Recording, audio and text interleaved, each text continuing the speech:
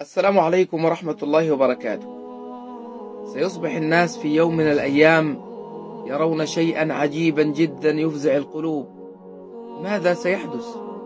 يرون دابة وليست كأي دابة، إنها ضخمة الحجم وفيها شيء عجيب لم يتوقعه الناس، إنها تتكلم. دابة تتكلم؟ نعم.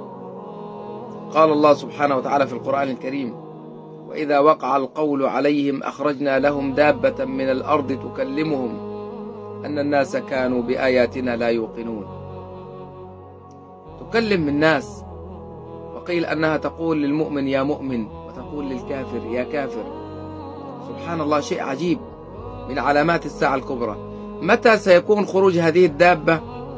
سيكون في وقت المسيح الدجال، إما أن تسبق المسيح الدجال أو ستكون بعده، أيهما خرجت فتكون الأخرى على إثرها.